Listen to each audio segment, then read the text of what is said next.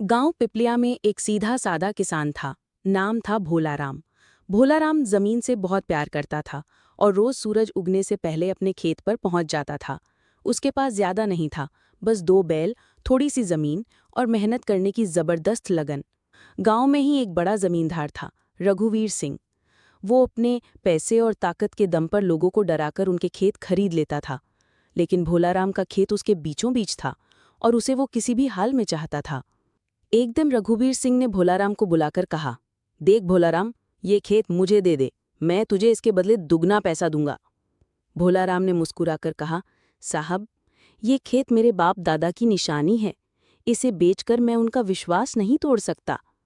रघुवीर सिंह ने गुस्से में कहा, अगर नहीं माना तो अंजाम बुरा होगा।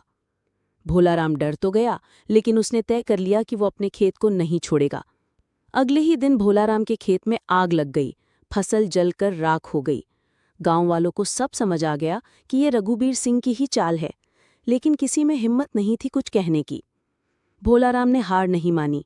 उसने फिर से खेत जोता, बीज बोए और दिन रात मेहनत की। इस बार बारिश भी समय पर हुई और फसल पहले से 2 गुनी हुई। जब रघुवीर सिंह ने देखा कि भोलाराम की मेहनत रंग लाई है, तो उसने और जोर से धमकाना शुरू किया। लेकिन तभी गांव में एक नया तहसीलदार आया। नाम था अजय चौधरी, ईमानदार और न्यायप्रिय अफसर। भोलाराम ने तहसीलदार से जाकर अपनी कहानी सुनाई।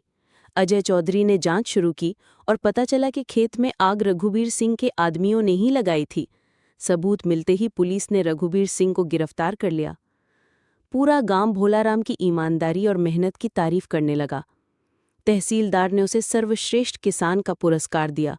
अब न केवल भोलाराम अपने खेत का मालिक था, बल्कि गांव का आदर्श भी बन गया।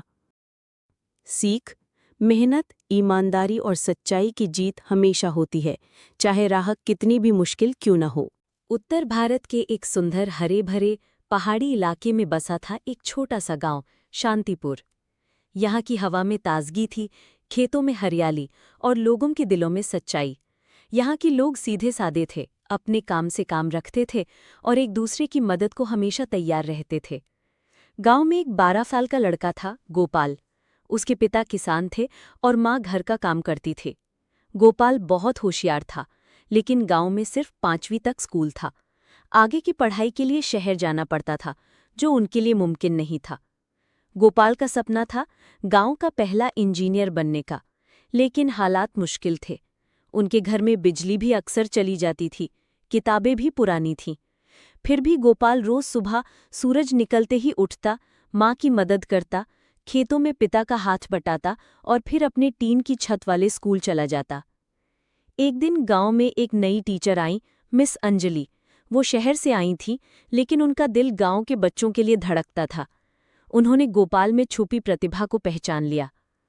अंजलि मैम ने गांव के मंदिर के पास खाली पड़े कमरे को छोटा सा पुस्तकालय बना दिया। वहां से बच्चे किताबें पढ़ सकते थे।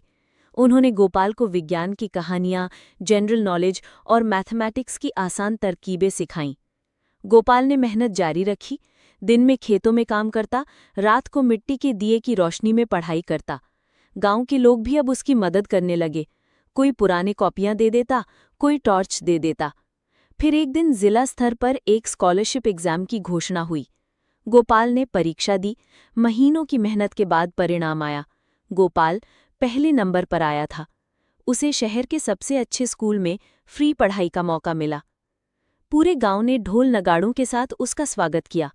गांव का छोटा सा लड़का अब गांव की उम्मीद बन चुका था। गोपाल शहर गया, खूब मेहनत की और आखिरकार एक दिन वो सच में गांव का पहला इंजीनियर बन गया।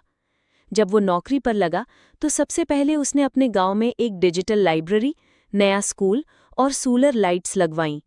अब सारे बच्चे कहते हैं, हम भी गोपाल भैया की तरह बनेंगे।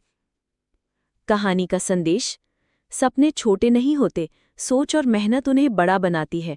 और जब एक सपना सच्चा होता है तो पूरा गांव बदल जाता है।